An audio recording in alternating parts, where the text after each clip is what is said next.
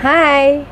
Welcome back to Remedy Online, kung saan pag-uusapan natin ang iba't ibang negosyo, iba't ibang pagkakakitaan at pangkabuhayan at iba't ibang pangyayari sa ating buhay. Ngayong araw na to, ang pag-uusapan po natin ay ang assume balance for car or pasalo. Ito po yung mga sasakyang hindi pa fully paid ng first owner pero ibinibenta na nila sa third party.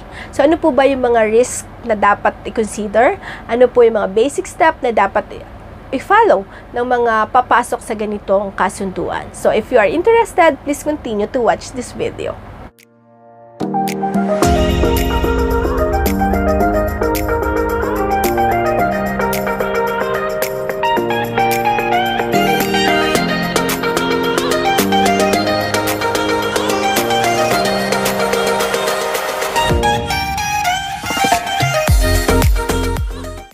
Sinabi ko kanina, ang ating pong pag-uusapan ay tungkol sa assume balance for car or yung pasalo. So ito po yung mga sasakyan na hindi pa fully paid ng first owner pero ibinibenta na nila sa third party. So importante pong malaman natin kung ano yung mga basic step na dapat nating i-consider pag tayo po ay papasok sa ganitong kasunduan. Unang-una po, kailangan po munang i-check ng bagong buyer or ng bibili or yung sasalo sa sasakyan kung maayos pa ba talaga ang condition ng sasakyan. Importante po ito kung kinakailangan nyo pong kumuha ng mekaniko para ma-check, kailangan nyo pong gawin ito kasi baka po in the future hindi nyo alam or hindi nyo na-check kahit bago pa po posibleng sira na yung makina. So para at least maging kampante po kayo sa pagbili ng ganitong klase ng sasakyan. Kasi importante pong maging mabusisi tayo sa pagbili ng mga ganitong sasakyan or yung pagsalo ng sasakyan from first owner.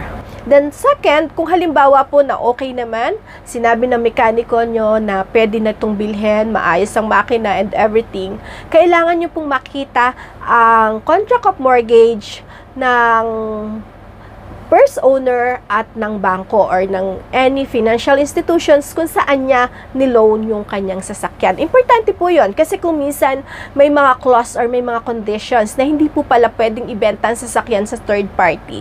So nasa sa inyo po kung gusto nyo pong pumasok sa risk kahit hindi naman po pwede na bilhin ang sasakyan dahil hindi po siya allowed base sa contract of mortgage na pinirmahan ng first owner. Mga cases po na ito ay binibili talaga kahit hindi po allowed ang first owner na ibenta ang sasakyan. Pero lagi po nating tatandaan na both parties, yung first owner and yung bagong buyer na bumibili ng ganitong sasakyan ay parehas na may risk. Sa una po, kung kayo ang first owner at hindi kayo dumaan sa tamang proseso, ang possible po na ma-encounter nyo na risk ay pag binenta nyo sa buyer, sa bumibili po ng inyong sasakyan at hindi kayo dumaan sa legal process, unang-una po, maaari po na magamit ito sa mga hindi magandang activities, pangalan nyo po ang nakalagay dito.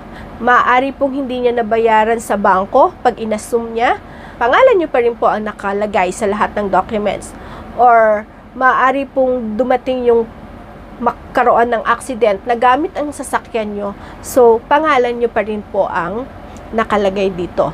Then, sa side naman po ng bumili, possible po na risk na papasukin nyo since hindi nga po siya pwedeng ibenta sa third party. So, maaari pong sa side nyo is, yun din po yung disadvantage kasi hindi po pwedeng ipangalan sa inyo since hindi po allowed ng bangko or any financial institutions na ibenta ang sasakyan. Kaya importante po na lahat po ng kung ano yung nasa contract of mortgage ay nafa-follow para dadaan po tayo sa legal process.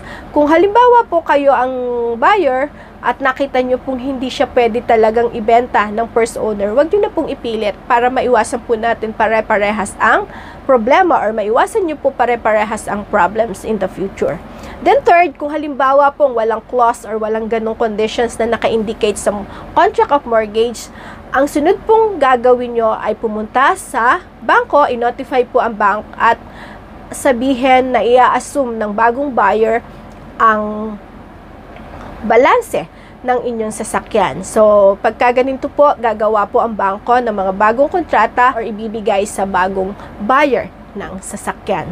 So, kailangan pong meron ding sufficient funds ang bagong buyer para ito po ay maibenta sa kanya.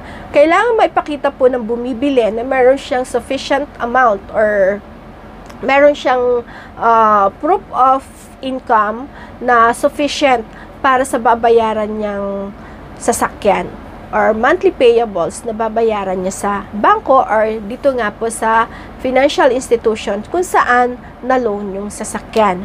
Then, kailangan niya pong mag-present ng mga billings, ng identification cards, and other necessary requirements na kakailanganin po ng bangko para sa gagawing pag-assume ng balance dito sa sasakyan na ibinibenta ng first owner.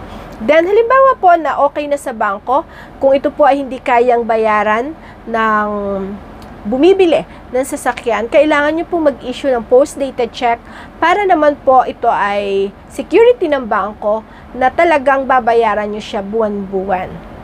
So, pag ganito po ang nangyari, ibig sabihin po ay dumaan kayo sa legal process ng bentahan, parehas po kayo na safe, wala na po kayong problema. So, magiging maayos po ang turnover ng sasakyan sa bagong buyer ng inyong sasakyan. So, importante po na lahat ng procedures, lahat ng mga dapat tandaan sa bentahan ng ganitong klase ng sasakyan or yung pag-assume sa balanse ng first owner ay dadaan sa lahat or sa legal process para po maiwasan natin ang problems in the future.